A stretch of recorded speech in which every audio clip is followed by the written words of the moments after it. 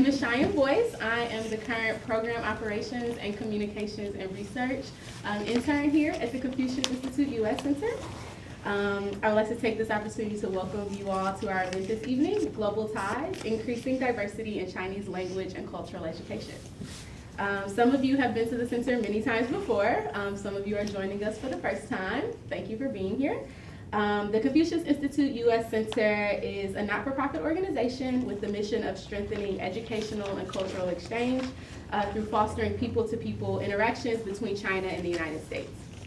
In our efforts to advance global education and cross-cultural understanding, we have put together this event tonight with the goal of creating a space for all of you to share your ideas, experiences, and best practices for facilitating global education opportunities for traditionally underserved populations.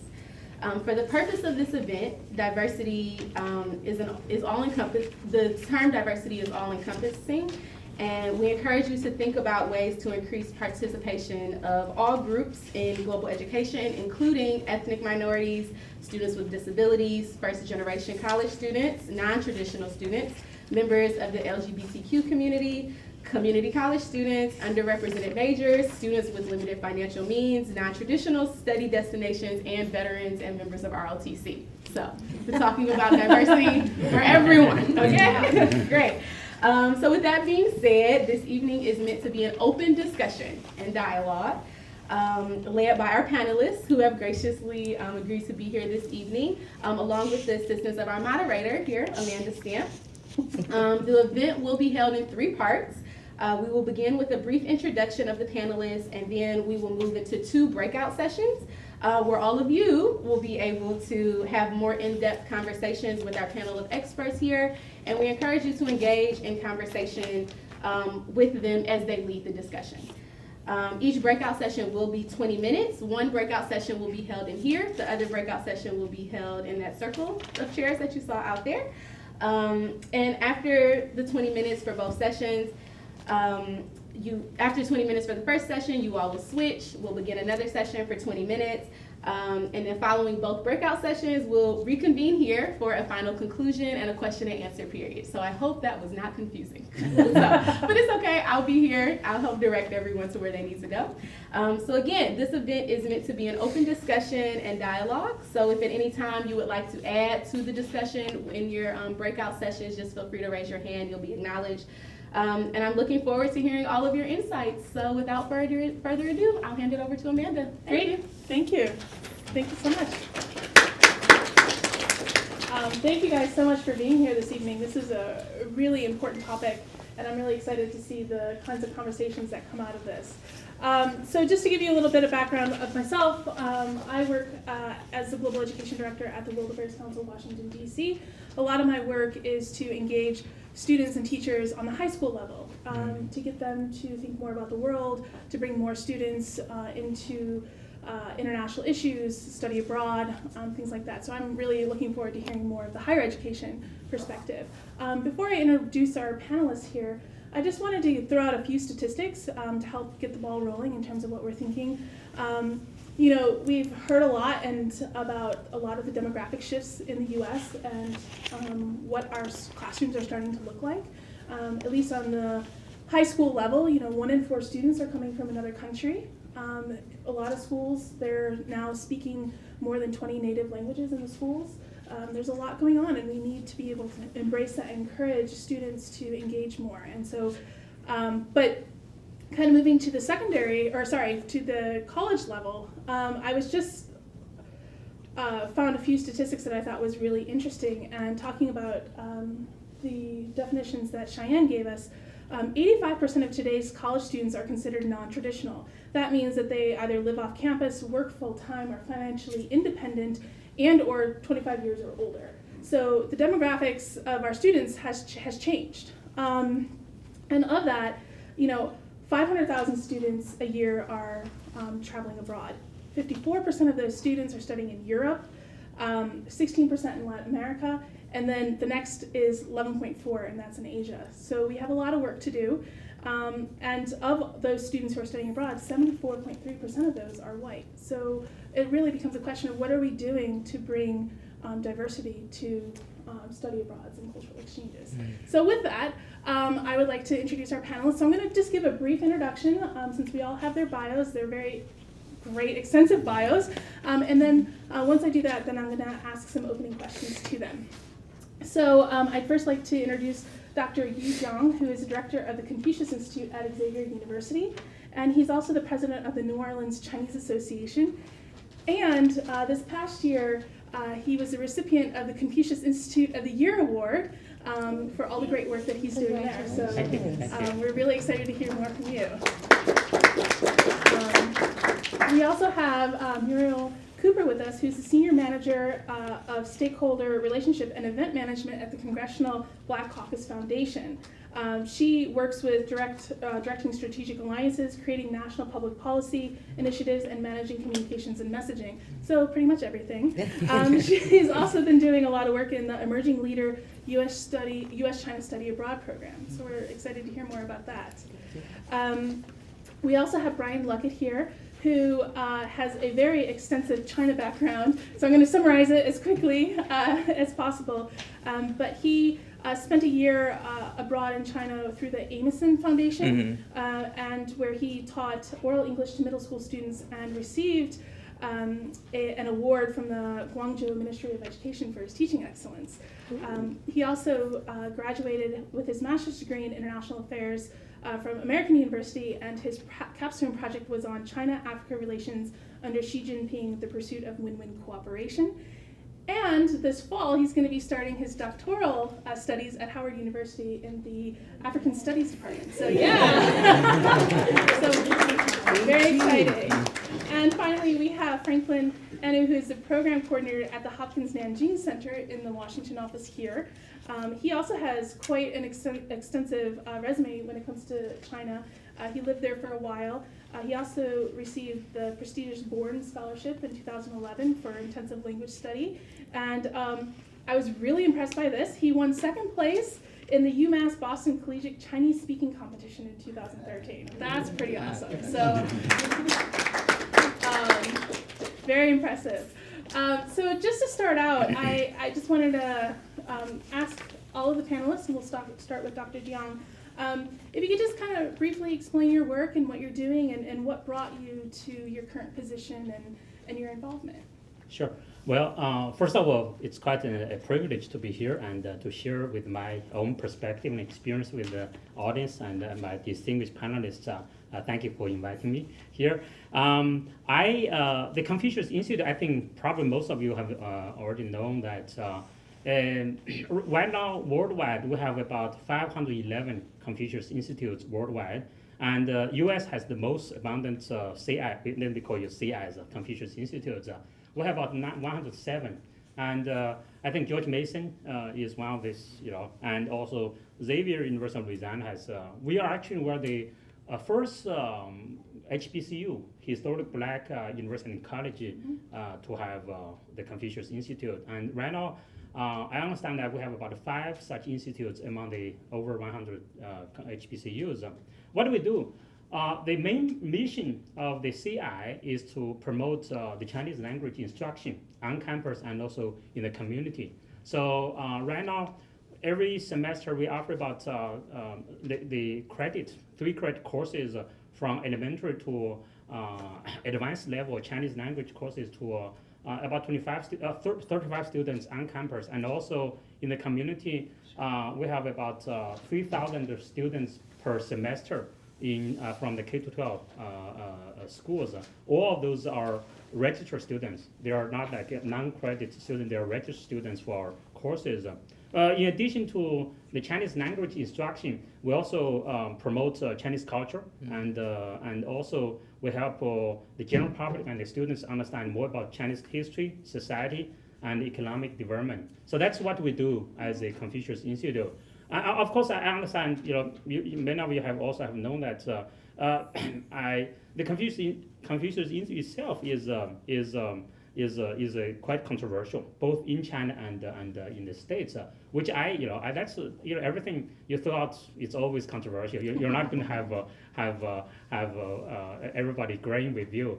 But from my perspective, the CI we strongly believe in academic freedom. We also advocate for academic freedom, and also we're open to all the political and religious freedom believers. But the CI itself doesn't take any stand on any particular political or religious position. So what brings me to the position, I guess that was 5 years ago when we, right before Xavier opened the CI, the university president hired me, and I think he made the correct decision.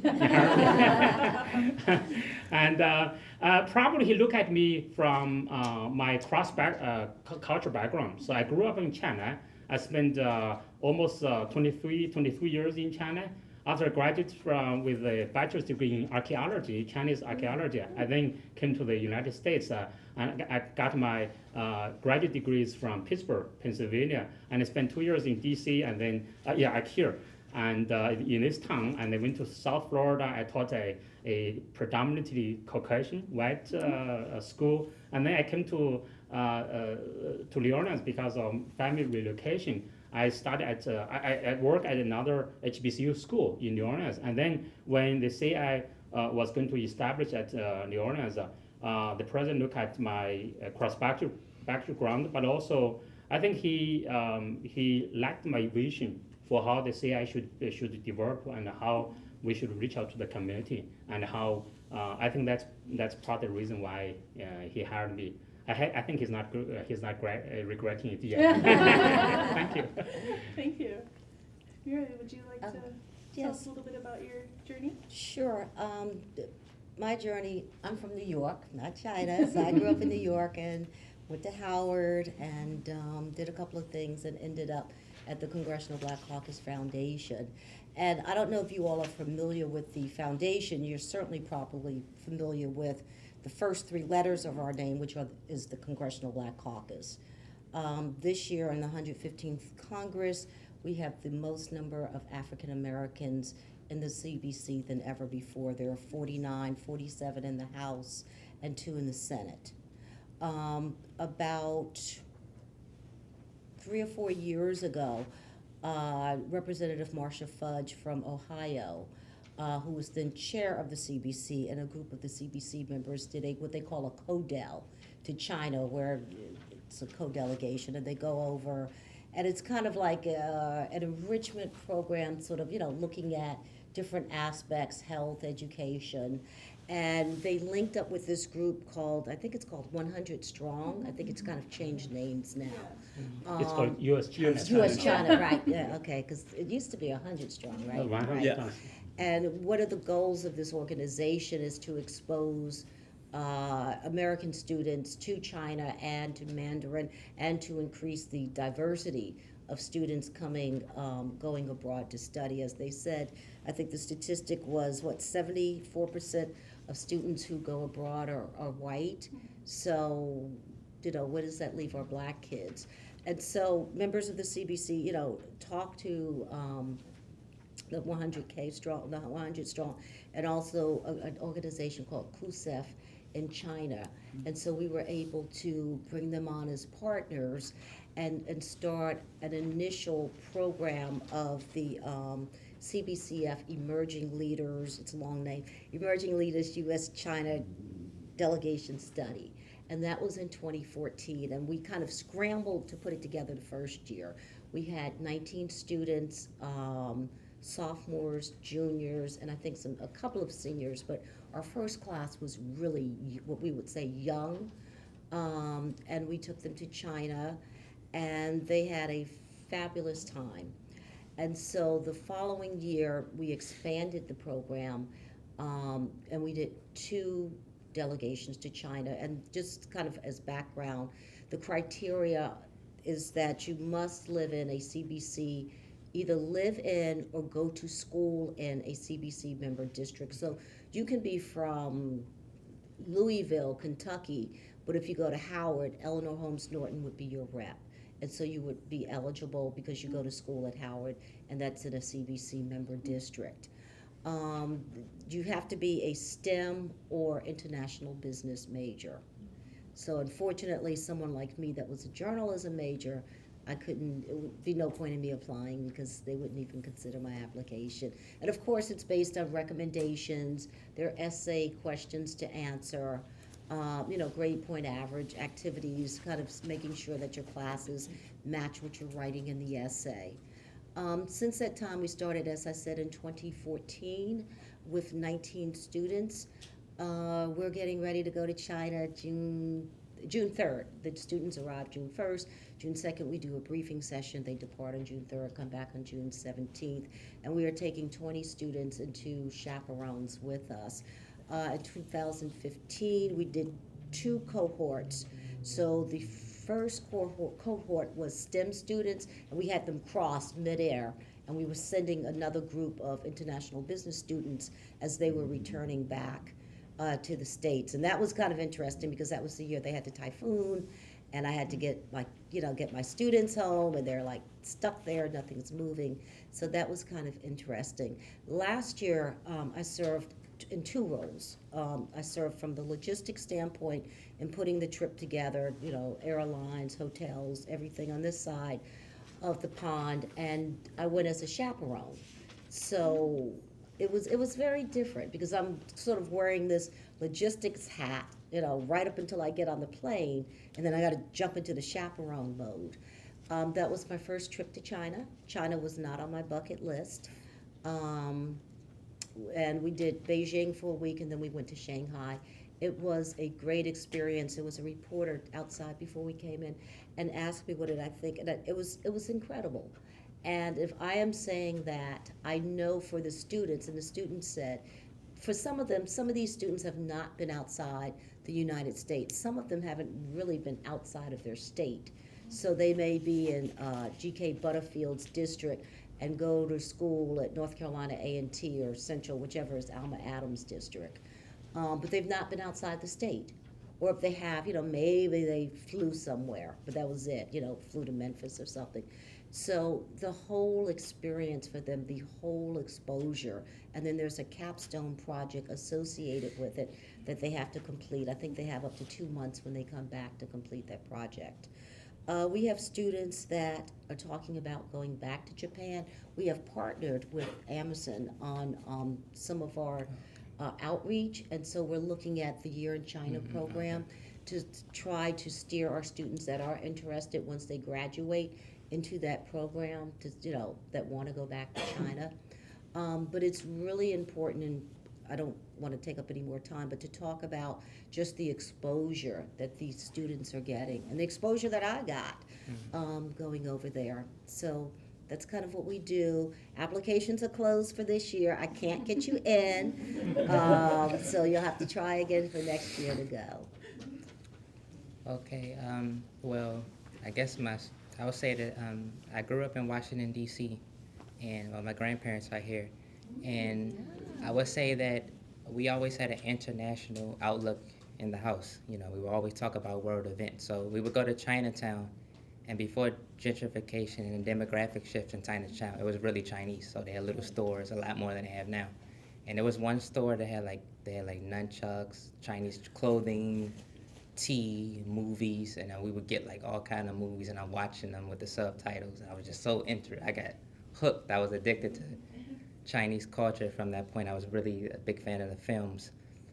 When I went to Morgan State University, I was riding the bus one day, and I was reading the autobiography of Malcolm X. And before he felt like he was going to get assassinated, he said he had one regret in life. He wished he would have learned another language. And he said he wished he would have learned Chinese because he thought it would be the most powerful political language of the future. And I was like, wow, man, I'm alive right now, and I have a chance to carry on his mission.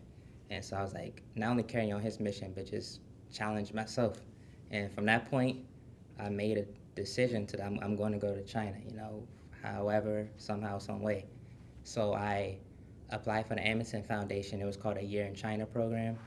And you had a checklist of different cities. Everyone wanted to go to Beijing.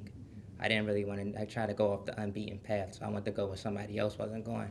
So I went to Guangzhou, and I taught in a middle school there, and I was the first American there, the first black guy they saw, and it was like I had culture shock, and but slowly while I was there, I got into the culture. You know, I went. There was a Buddhist temple like outside of the city, and like whenever I was like stressed or anything, I would go in there and like light the incense and meditate with the Buddha, and go in there and meditate. And when I was in Guangzhou, I noticed like my global consciousness just really exploded while I was there, because it's also known as Little Africa or Chocolate City because it has a large African migrant population there. So everywhere from Sudan, Nigeria, Ghana, wherever, they were all there. And they lived in my building along with the Chinese people as well. So like every day I'm leaving for work, I'm mingling with Chinese people and African people. I was like, man, this is what I'm talking about. I felt like I can't really explain the feeling. I just felt so alive, like, and like a lot of my friends who were, Western American, they were going to the same places, Starbucks, McDonald's, and I just wanted to get out of that Western bubble. So I enrolled at Zhongshan Dashi, Sun Yat-sen University, and I studied Chinese. I took the HSK, Chinese proficiency exam. I passed it, level 2. I don't want to get scared anyone out there. Not level 6 or anything. So I went there to teach originally. I ended up enrolling myself. I walked downtown, walked to the university, went to the enrollment office, paid the tuition, and started studying Chinese. And I just, from that point, it's been like a snowball effect from that point. After that, when I was in China, I wanted to apply to grad school because I had so much interest in Asia and Africa. So I applied to American University. I just graduated with my international affairs degree, and I did a lot of research on China's African policies in terms of migration both ways, Africans to China, Chinese to Africa. And so I'm always hungry for knowledge, and I'm always trying to get to the next level. So I was like, yeah, I got a master's degree, but I'm not satisfied. Like I got this plaque on the wall, I got some debt, but I'm intellectually curious. I have more questions, and whenever I'm asking myself questions, I have to go act on it. So I applied for a PhD in African Studies, which I'll begin this fall at Howard University, and I'm going to look at Mandarin language learning in Kenya and Ethiopia. So I just want to see what are the ramifications of people learning Chinese. So that's pretty much my Chinese story. Wow. Yeah. I have so many questions. Before we can hear from Franklin and Bob. Good evening. My name is Franklin Ene.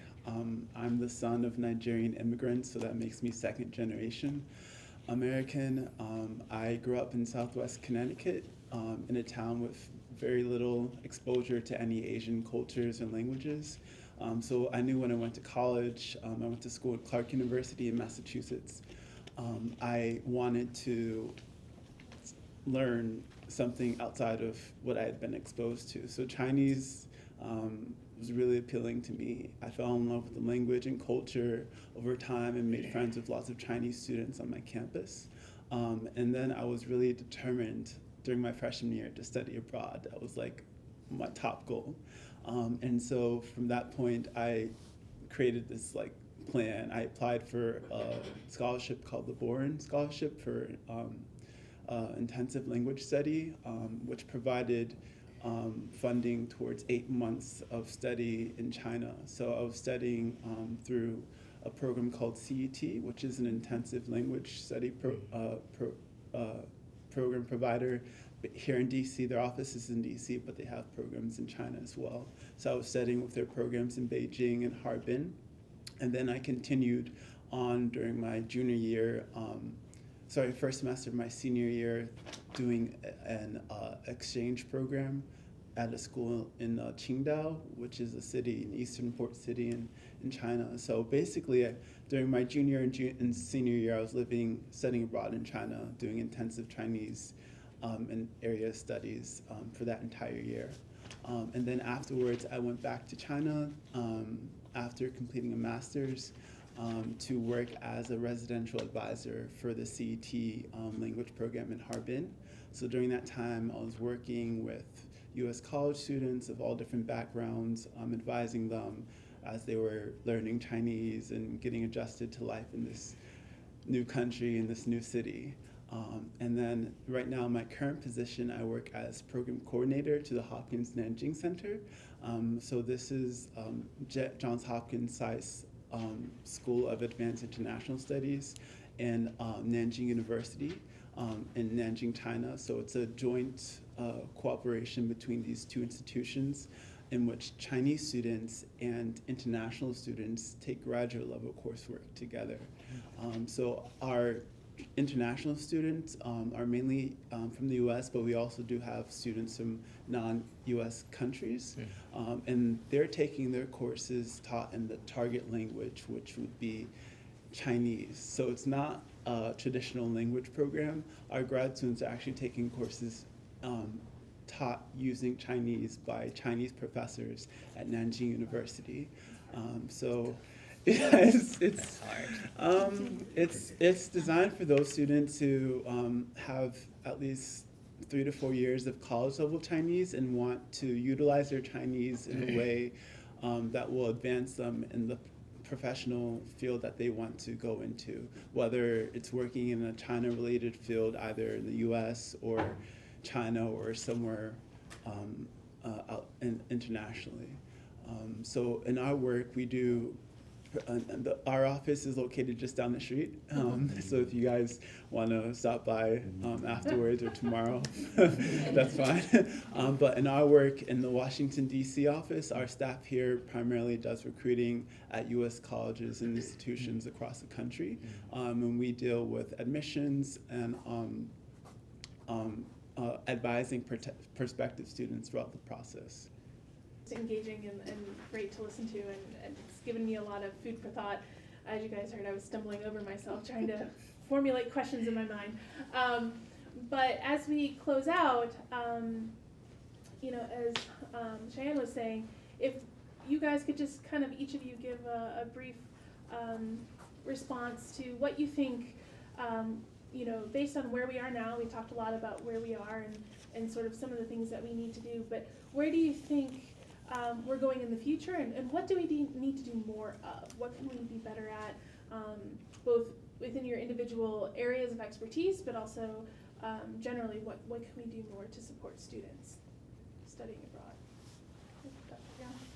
abroad? Well, I think first of all, so in 2011, out of the 105 HBCUs, historic black and universities and colleges, there were only 2 schools offer Chinese language teaching.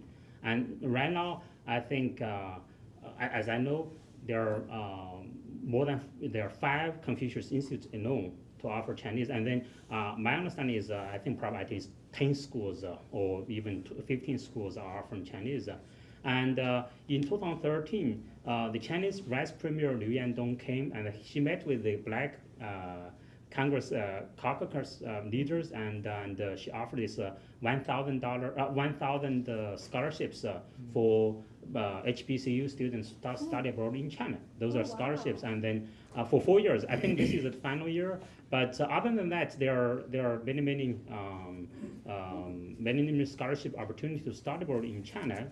In terms of what we should do, I'm thinking about 2 aspects in terms of diversity, in terms of the scope and the depth of China, in terms of China or globalization. Diversity, so at the very beginning, you can define diversity.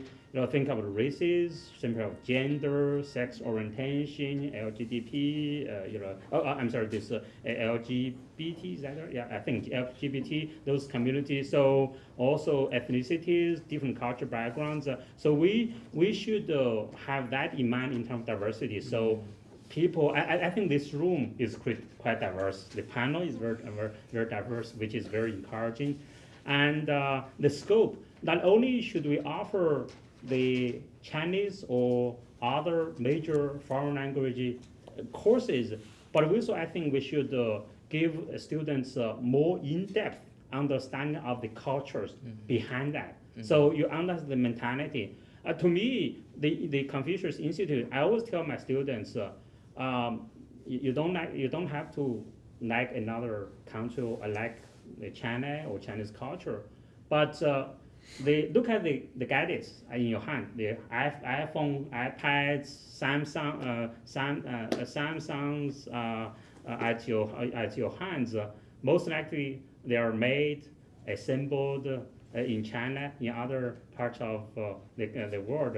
I think it better position you well to compete with students from other parts of the world. So I will tell them, so to be more effectively engaging with other countries and our culture, you've got to learn more about them, about the language and the culture. So to be short, I think increase the awareness of the importance of globalization and the global perspective. And that's what I always encourage my students to do. You don't have to like them, but then you've got to be prepared. I think that's kind of politically neutral message we always give to the students. Thank you. I think I agree and echo everything. We live in a global society. You know, when I grew up, Europe was far, China was even, you know, more distant. It's not that way today. And you're right, not everything, because some things are made in Vietnam, but a lot of the things that you pick up now say made in China. And the things you don't even think about, like your phone, like, you know, your clothes or whatever, or your car.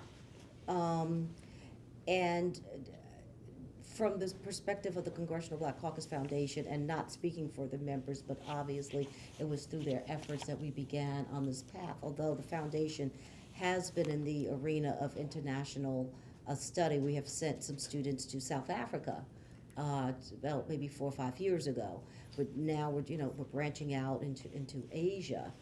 I just think it's really important that colleges and universities make these opportunities more accessible, and that can be, you know, posting them online, or, you know, posting, you know, signs on the bulletin board or whatever. But people, there is money out there. You have to dig for it, just like you have to dig for the money to come up with, you know, loans and grants and stuff that you do when you apply for undergrad and graduate school. So, and it's tough work. It's tough work.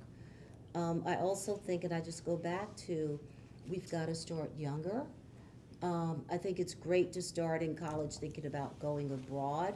I think it's even better to start when you're in the 3rd grade, about thinking about going abroad and wondering, wow, what's it, you know, what is it like? What are they doing? China it's 7:30 here. It's tomorrow there, and it's morning. What are they doing? You know, they're getting up, going to work. So I think once you kind of are able to find a child and kind of snap that attention, I think that's just going to stay with them, and they're going to want to go and do international ventures. And I just totally, I wish that I had the opportunity a lot sooner. I would also say that it's actually imperative for the 21st century, not only just to learn Chinese, but another language. So a lot of jobs, for example, you're competing for a job here, and you may not know that company has offices in China. Exactly. Like, for example, Disneyland opened up in Shanghai. We were there. Yeah. And a lot of the jobs there, I went to their website, there was like Chinese language knowledge, Chinese language knowledge. If you don't know Chinese, that eliminates like half of the jobs that you can look at there. Most of the jobs, especially in a corporate level, require some type of function or proficiency in Chinese. So it only helps you for a job. But I also think that we don't really teach global awareness accurately here. Oftentimes we live in an anti-intellectual society where not knowing is cool. The president doesn't know, I don't need to know. So we have to address those deficiencies, I believe, at a younger age, because Chinese everyone knows, is extremely challenging. If you learn it from kindergarten on up to 6th, 7th grade, you'll be good. It's 8 years in the language. So I think we need to start early, and advisors at universities, I think they need to have more one-on-one engagement with these underserved populations, instead of just filling them out a form and say, oh, your trip to China is next month. You need to have someone on the staff that's been to China, because it doesn't make any sense if you study abroad office, no one there's been to China. How are they going to tell you what it's like there? So it's good to have someone that's been there you know, and I respect and I listen to people who've been through that experience before, versus a study abroad advisor that's never, they've been to Spain, you're going to China. You know, so it's good to know who you're getting advice from, and, you know, don't be afraid to think outside the box. It may not be a study abroad, you can get a job and then study while you're there. So think outside the box. Yeah, my answer to that question would be just how can we enhance the study abroad experience while you're there in the host country, at the host program, possibly just in terms of looking at like the program staff, you know, how to create diversity and inclusion trainings for the program staff, looking at just like resident directors or academic directors, also teachers if you're doing like teachers of that host country or that host institution. I know sometimes this conversation is geared towards just U.S. students and U.S. underrepresented students, but there are also students from other countries that you're dealing with while you could be dealing with at certain programs and institutions. So just thinking about how you can increase discussion around diversity and inclusion among program staff, and then this will eventually hopefully help discussion throughout the program when you're talking and interacting with students of diverse backgrounds. For our program, the Hopkins Engine Center specifically, an initiative that started off this past year was the creation of a multicultural interest group. And this was kind of like the brain, the idea of one of our first year master's students who had traveled to China before. This is his second time, and he just wanted to create more discussion on diversity and diversity issues between both the U.S. and international students represented on the campus, and also the Chinese students and faculty. So it's a group that is inclusive of students and faculty, and staff can join as well. But they've done a lot of different things on campus. As far as one event featured, they watched the movie Moonlight, and they talked about the intersection between race and sexual identity. And then they provided one of their Chinese professors talked about his experience growing up in Nanjing and how it's changed over time, just thinking about the socioeconomic situation. Most recently, they had a conversation on U.S. Underrepresented minorities and kind of how that is seen between the students on campus, and also how their Chinese counterparts, what their understanding of it. So, yeah, just increasing more dialogue and discussion while you're at the program that you're doing, and finding more opportunities to talk about diversity. Sure. Just heard, I was watching TV and a report came up about the, pardon the pronunciation, but Chengdu? Yeah. No. Chengdu Lotz Railway. Oh. There's a railway that goes from Chengdu, China, all the way to Lotz, Poland. And I was thinking, how many different language groups have they gone to? You know, and how many train stops that have like a Chinese Mandarin, you know, well, that just stuck in my mind. And I was thinking that Africa, China, is there any move to bridge the gap of, say, from India to the Atlantic Ocean? Yeah, that's part of the, we talked about the One Belt, One Road. That's the, No, tell me about that. the China, India. Indian Ocean to the Atlantic Ocean. Oh, I well, was thinking about going across Africa Yeah. with a train at that narrow but point. they have a lot of infrastructure. I mean, China, sometimes it's not official government, it's a lot of private firms in China that are, there's a train manufacturing company.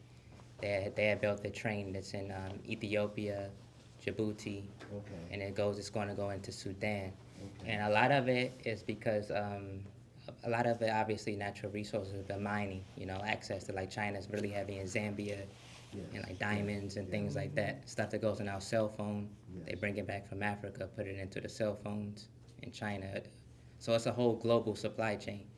So that's why, for example, when the PlayStation 3 came out, the price of coltan, which is in the PlayStation 3, it's a natural mineral, it skyrocketed in the Democratic Republic of Congo. Obviously, minerals funds war. PlayStation was made in China. The company is based in Tokyo, Japan. So you see how this global, everything is, you can't really tell where something comes from. It has so many locations. So we just got to be more mindful of, and also what China does more trade at, it has more Mandarin language. It has more Confucius institutes where it does a lot of trade at versus countries that doesn't do as much trade. Yeah. So. Excellent, excellent. Do we have any other questions? If anybody can add one thing? Sure, please. Well, I think so don't confuse us with Xavier University. It's in Ohio. We're Xavier is from Louisiana, so I come from New Orleans. There's another university. They often confuse this too. I'm just anecdotal. Thank you. Well, I just want to thank you guys so much for being Thank here you and for all the having great me. conversations. I think that what you guys talked about, so many of the things that I think all of you are working on, and how we can engage students going forward. And just to summarize, the key is starting young, I think, and I agree so much with that. And thinking outside the box, that's like one of my favorite things in the world. And, making sure that we're asking the right questions and supporting students in the right way. And I think getting the information out there so that more students know about all these amazing opportunities that are there. So with that, I just want to say thank you so much for everything.